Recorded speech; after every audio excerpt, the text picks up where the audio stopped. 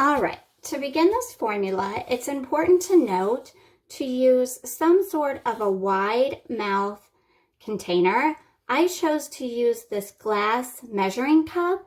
It's wide enough and it's big enough to hold the Fizzy bath salts. So the first ingredient that I'm going to add to my glass container is I am going to add my Epsom salt.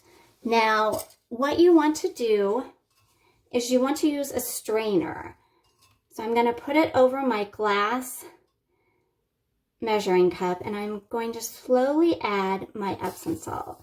Now, the reason you want to use your strainer for when you put in your salt is because there can be clumps.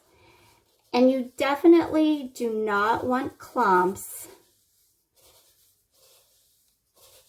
in your finished product. So if you find any clumps whatsoever, just run your fingers through the salt and get rid of those clumps.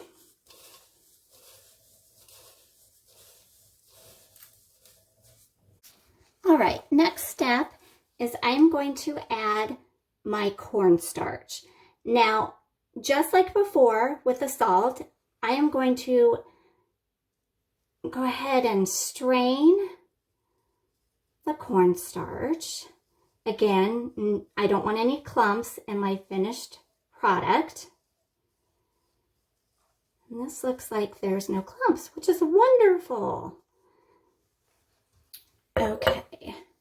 All right, next ingredient is going to be my baking soda. So to my salt and to my cornstarch mix, I am going to go ahead and add, like I said, my baking soda. Same process. You're just going to filter it or strain it.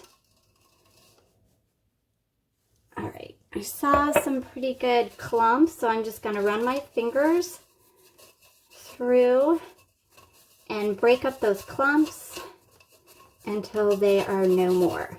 All right, there we go. That is done.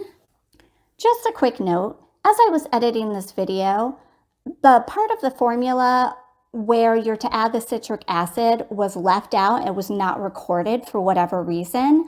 You should be adding the citric acid to your dry ingredients before you add any carrier oil, essential oil, or fragrance oil. After all the dry ingredients have been added, it's now time to add your carrier oil choice. I chose sunflower oil, but you can use whatever you have. All right, so here is the next ingredient I will be adding. I will be adding my essential oils, or you can use fragrance oils. I am choosing to add peppermint essential oil and vanilla.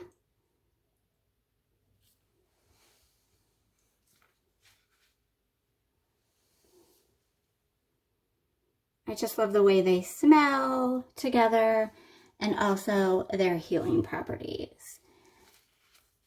Now, go ahead and give it a gentle stir. You want to incorporate all the ingredients together.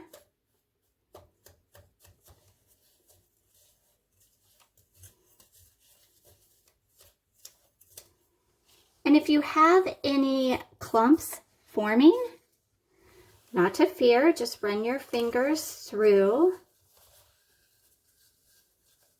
and break those clumps. Oh, that smells so good. All right. So I am just going to be running my fingers and incorporating all the ingredients.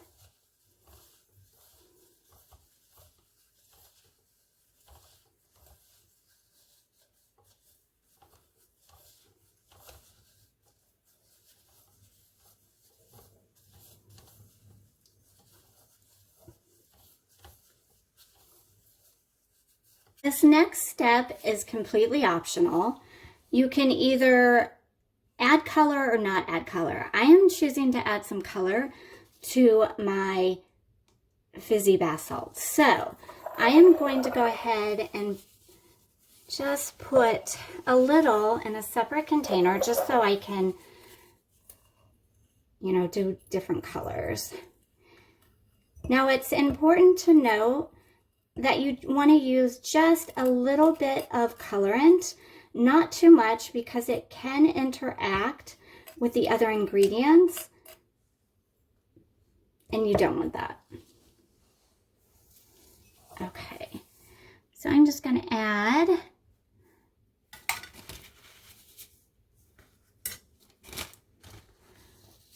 just a little bit, just a little sprinkles. Whoa, or a lot.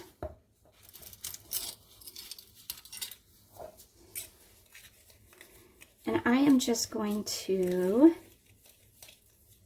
actually it's perfect amount. And you know, just get it to the color that you desire.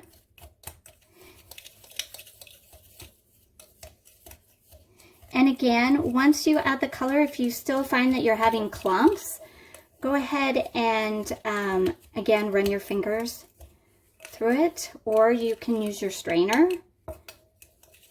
Okay, that looks like a good color. I have this beautiful teal color and now this beautiful green color. I chose to use a color palette of just cool, which makes total sense to me since it's so hot. All right, so I don't know if you can see, but it definitely is fizzy and wonderful. Now the fizzy bath salts will act just like salts for the therapeutic benefits. The only difference is it fizzes. So I hope you enjoyed this video and I'll see you next time. So thanks for watching, and if you'd like to see more DIY formulas, don't forget to like and subscribe.